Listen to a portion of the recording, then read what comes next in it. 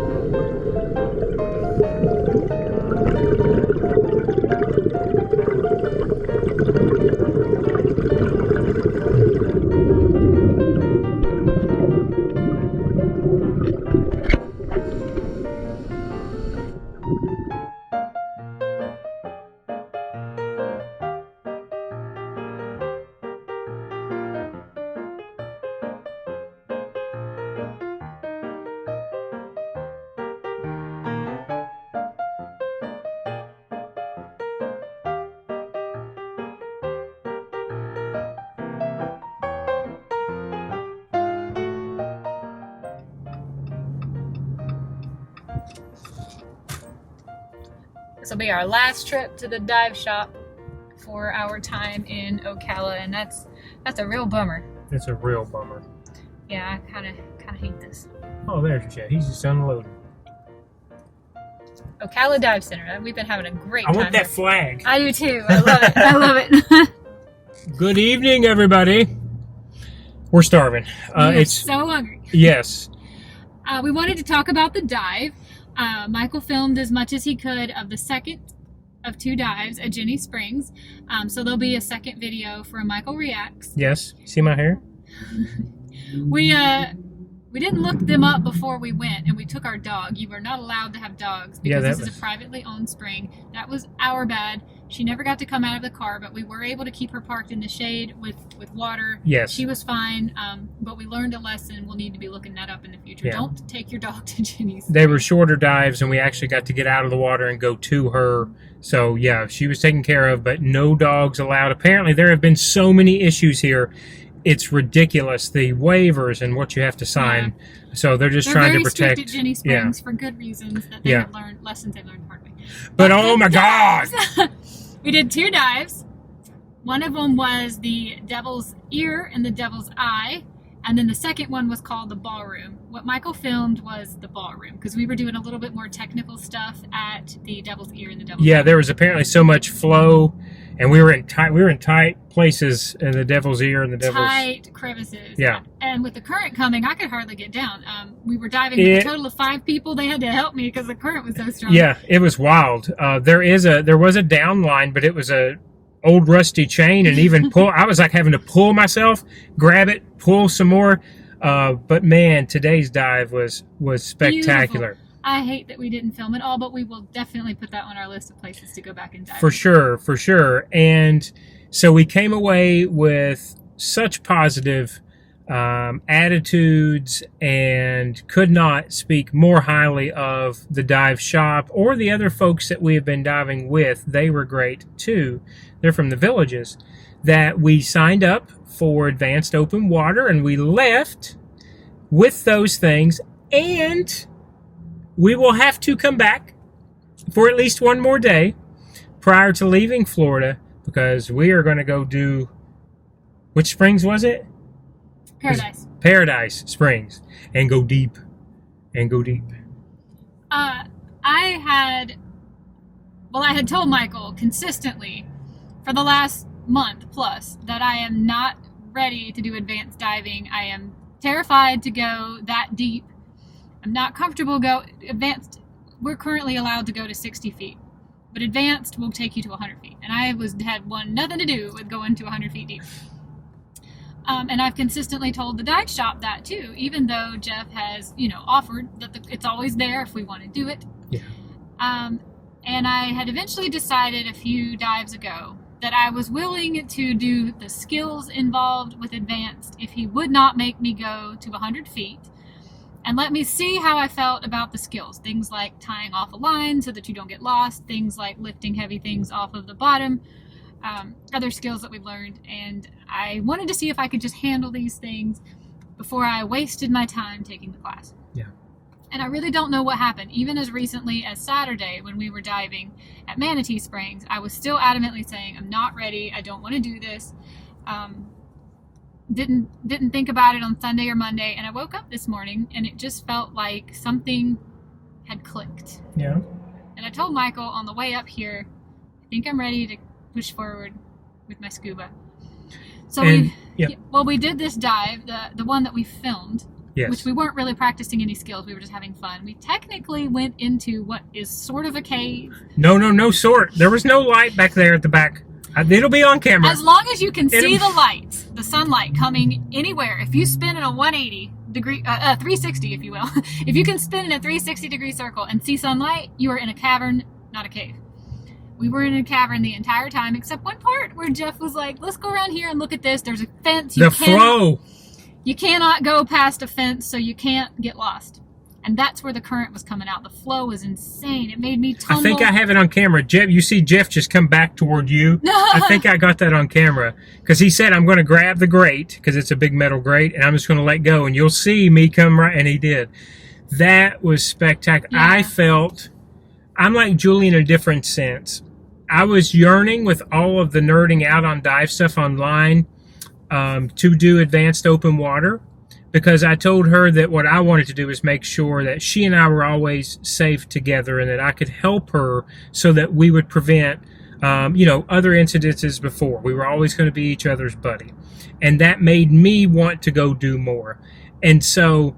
And I've been dragging my feet out of fear. And understandable, because it's not been... The people who came down here and did Blue Grotto, the very first 3 weeks ago dive that I did 3 weeks ago with us, and the people who went in 200 feet back from the surface.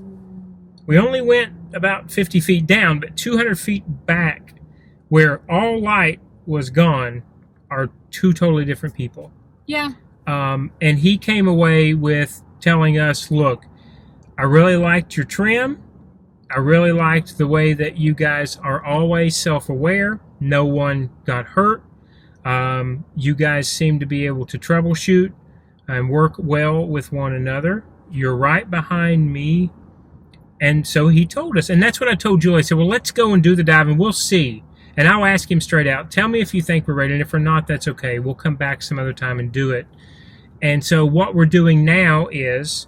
He planned all the skills dives that we've done this week, but when we come back, it's going to be we've got to meet, at this time, early morning. We're going to dive plan. We're going to get everything together prior to going, and we're going to do skills in much deeper water as kind of like our final exam, if you will.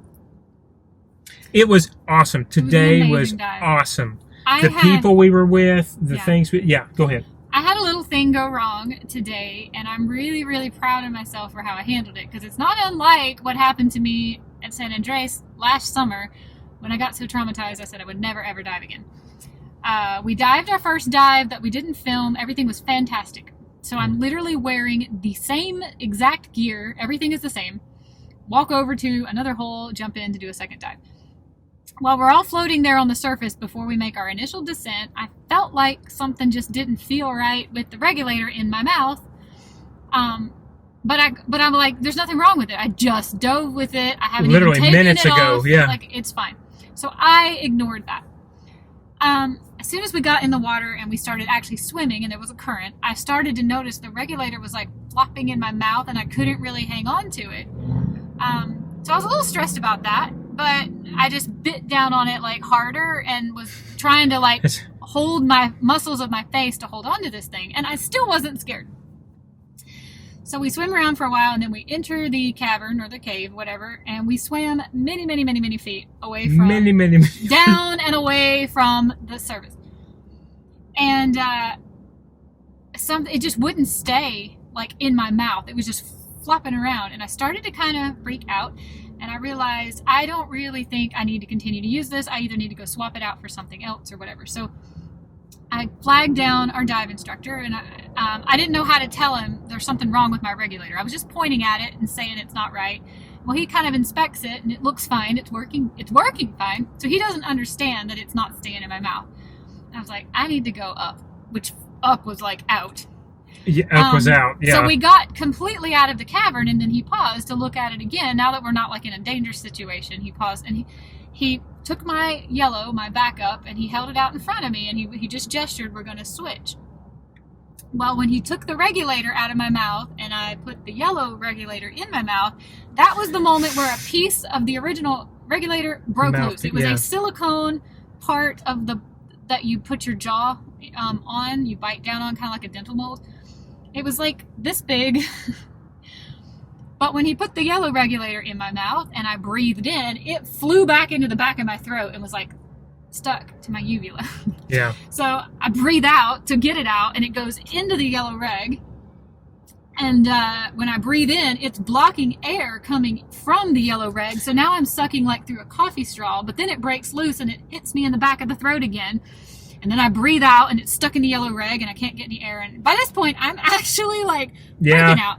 The thing to do was spit this piece of trash out of my mouth before I aspirate on it and it goes all the way down into my lungs. But I was pausing because I don't know how to do that. When you're dependent on the air you're carrying in a tank, I didn't know what is the protocol for getting this thing out of my mouth so that I can spit and then put this back. Like, what will happen? So I just I need to go to the surface. I need to get all the way to the surface. The dive instructor still didn't know what was wrong, but he followed me directly to the surface. We didn't safety stop or anything. And as soon as I popped out of the water and got the yellow out and I spit it out, he goes, "There it is." I was like, yeah, it's been on my uvula. It's been blocking my air back and forth this whole time. And he's like, "You ready to go back down?" And I was like, "Can I go back down on my yellow hose?" He's like, "Yeah, you can, but it's very important that when you hit 1,000 PSI, you get out of the cavern." So we did. I was able to get all the way back down, see the rest of the things that I missed on my yellow hose, but he was keeping a very close eye on me because now I have no backup for myself or for anyone else who needs it. Which is why the 1,000 PSI was so important, because even at 1,000, if something were to happen to me, Joy and I we could breathe off of the same regulator. We could pass back and forth. That was awesome. I watched them go to the surface, and I stayed down, made sure she was okay, and they come right back down. But I can't believe that happened to me, and I was so calm. Because a similar thing happened to me in San Andreas. No pieces broke off, but my regulator wasn't working right. Yeah. And I had a full-blown panic attack, like 70 feet below the surface. I knew I couldn't get there safely without a safety stop. I didn't have anybody around me. I couldn't speak any language. I had like a whole hysterical moment. And I handled this, even though it was hitting me in the uvula and making me feel like my airway was blocked. And then it was blocking the air I was breathing. And then it was blocking my airway. And then it was blocking the air I was breathing, back and forth. Oh, I can't. And that's making me... I couldn't catch it with my tongue. I couldn't catch it with my teeth. I didn't know how to take this out and spit. I didn't know if that's even possible. It's a stupid thing. Anybody who's listening to this story who is an experienced diver probably thinks this is the stupidest thing they've ever heard. Yeah, and but I'm back so dumb when you for were... not knowing how to handle it. But I got through it with a high level of stress and anxiety, but no panic. And none of that, like, fumbling around, I'm freaking out, none of that. I'm really, really proud of myself. I feel think about it. It's blocking your airway. And you're already underwater. My airway and my air. Of course, it's natural for someone to freak out. I'm sure in my head, I'm hyperbole. I'm over exaggerating what actually happened, but that's what it felt like was happening. I couldn't catch it with Michael's like, "Why didn't you just get it with your tongue?" I couldn't. Yeah. It was so small or so slippery or so flat. I don't know. I couldn't get it. I couldn't get it out. I didn't know how to take it out. It's so stupid. I know that it's stupid. It's the greatest thing experience. With scuba dive, that's the greatest thing, because otherwise you don't know until you figure it out underwater and become stressed. You know what the textbook says, or some skills that you practice, but you never practice biting off a small piece of your mouthpiece in your regulator and then not knowing what to do with it. I wasn't chewing on it. I wasn't biting on it. I might have been so cold and I was shivering, and that's what happened. But I wasn't chewing it off. I still don't know how that broke off. I don't know. But I'm so proud. And that was the moment when I was like, yeah, I'm ready to take it to the next level. Because being able to handle a very stressful moment and get help from people around me, but also I was still in control. I still had my hands on my gears. I knew how much air I had. I knew what I needed to do was spit it out, but I didn't know that I could do that under the water. I didn't know how to do that under the water. I know how to do that under the water now. I'm really proud of myself. No, for me, this is amazing. Big because I have been having so much anxiety around diving ever since last summer. And now I just feel like I'm ready for the next. I don't want bad things to happen. Yeah, but exactly. I feel a little more confident. But you want exactly. And now if someone were to tell you, or I were to tell you, you would be able to help troubleshoot that for someone else if there wasn't a dive guide around. And good on him for never ever trying to hold me back from my ascent to the surface. He trusted me enough to know if she needs to go to the surface that bad, it must be important. And he didn't try to make me safety stop, even though we should have safety stopped. Yeah, his computer, I could hear his computer going off. His computer was going off like crazy because we didn't safety stop. But I was so afraid at any moment it's going to get stuck in my airway and I won't be able to get it out because I can't cough it out because I can't breathe in. It was not a bad situation, but in my head it was a life or death situation. And I still felt like I had the experience under my belt to be like, I think I should make my way towards the surface sooner rather than later, because this can't last long. Yeah.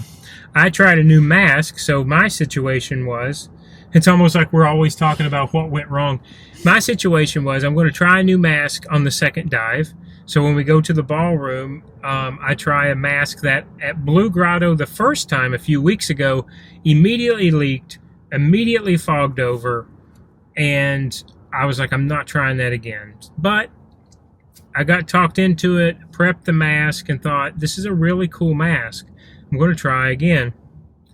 I'm under there, and all of a sudden I start leaking into this eye. And I start leaking. It was a slow leak into this eye. I also had a mouthpiece that had an edge of it that was about to come off. It didn't. But of course, I'm thinking, my left side's flapping a little bit if I breathe out hard. The regulator? Yeah, and when the seal comes undone here, the bubbles, as I exhale, are coming back up into here. I had to clear my mask twice, flooded it twice down there. But again, it's these things that if you don't do it with practice, you freak out. And so that's why I say the people who came down here the first time 3 weeks ago are not the same people. Yeah, I'm a highly anxious person. I really, really am. And it's from a history of, I'm usually the one that gets hurt. I'm usually the one that gets injured, lost, comes out of every experience with a Band-Aid. Like, I'm always the one getting hurt. So I'm highly, highly anxious. And it's crazy to me to think we were 200 feet. We were way back in this cavern. You'll see. You'll see. I've got to edit the footage, but you'll see.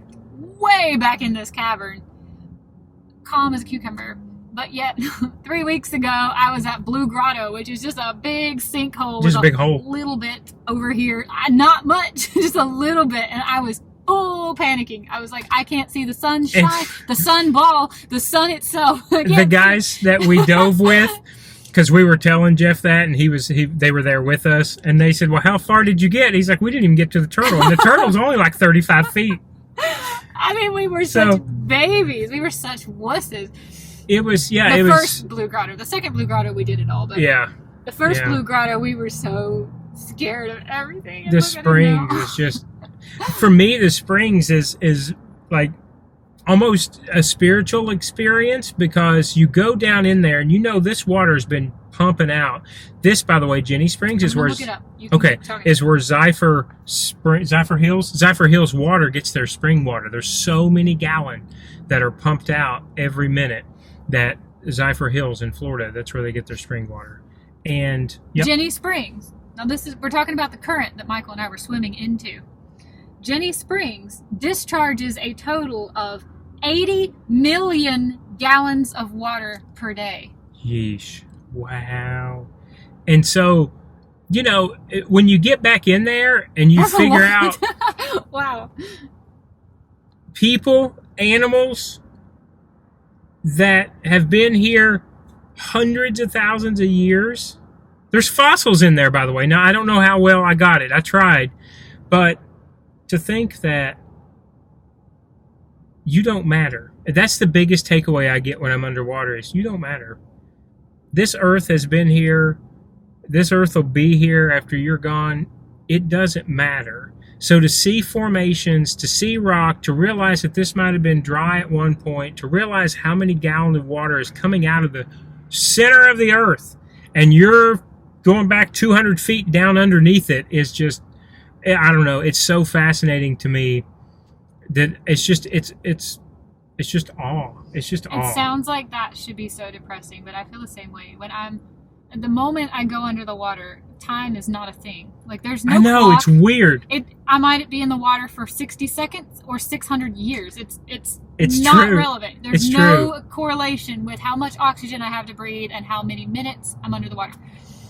But I'm looking at fish and they're looking at me, or I'm playing with animals and they're playing with me. And you see the roots of these trees, and you see, what do you call it when something turns to stone? Fossilized? Like it's petrified? Petrified. Yeah. Petrified things. And you realize the world has been here for millions and billions of years before I took my first breath, and will continue to be here for millions and billions of years after me. And it makes me feel so small and so insignificant. Yeah. And that sounds like it should be depressing, but it is actually not. It's the opposite. It's the most peaceful, calm, humbling, and yet you feel so honored and so privileged to have experienced it. Absolutely. Same. It's Absolutely. like gazing at the stars, but only you're in the stars. Like, it's that's a really good way to put it. It's the closest I will ever be, I can confidently say, of being in space. Because, like Julie said, it's like time just stops. And you're just there. And if you give yourself a second to think, you're down there and you don't matter. The earth is just so old, and it gets this sense of like calmness and respect. And then I start thinking about, wow, how many Indian tribes use this water? How many Spanish individuals use this water? How many? It's like looking into the eyes of Father Time. Yeah, like, it is.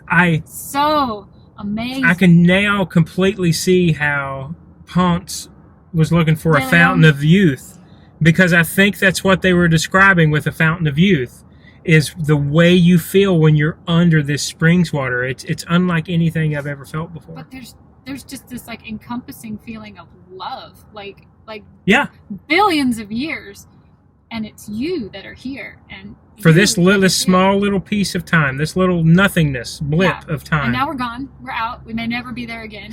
It's wild. But it's so still wild. there, and it's just going to continue for another billions of years. I'm hoping that we don't find a way to blow our own planet up. That's a separate subject. But yes, while you're under there, that's the way you feel. While you're under there, you realize just what an insignificant cog in the wheel you are.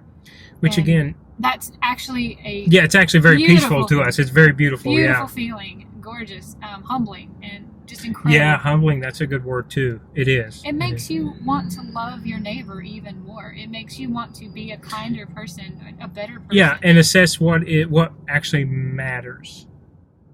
Yeah, I've taken that away too. Like, what actually matters. When you go down there and you are only able to barely communicate safety signals, you're in your head. Whatever thoughts you've been suppressing, they come full bore to the front of your mind, which is part of why I struggle so much with anxiety with diving.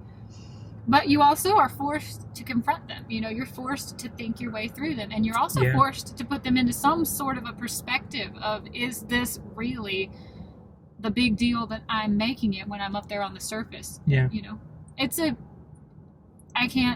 I can't say enough about what diving, I believe, has done for me, for my mental health. And I don't know that I would have gotten the same feeling had it all been ocean diving. Because remember, prior to coming to Florida to dive the springs, we had only ever dove outside the U.S. and only ever dove in seawater. And our dive master was telling us today, this is the diving capital of North America. And B, this springs we went to today may be the most popular cave in the world to dive. And so even though, you're there on a random weekday, there were so many people there coming in and out and in and out. So again, you appreciate the time, you appreciate what you get to see. It's great. It was great. I don't take any of these dives for granted. No. Absolutely not. I just feel so privileged and blessed to be able to do each and every single one of them. And if I dived that same spring every day for the rest of my life, I could never, ever take it for granted. Absolutely, yeah. I feel the same way. Just as grateful to be there, because it's humbling. It is humbling, and I appreciate that experience very much. Same. We're so hungry. Okay, we got it. And we're leaving Ocala tomorrow, which is a big bummer. I don't want to cry, because I could totally cry. Same. We're going to eat Indian food tonight, because this Indian restaurant is that good, and we know we're not going to have good Indian food for a long time. And we've not had anything all day. It's called Flame Indian Kitchen. Yes. Flame. We're here, by the way. The Flame Indian Kitchen. I've got to go pick up the food. Yeah, we've already called it in, and it's probably sitting on the counter waiting. Yeah. Oh my gosh, it is. I know. 24 minutes. Indian food. It is great Indian food. We need to go get it while it's hot. Okay. See you in a little bit.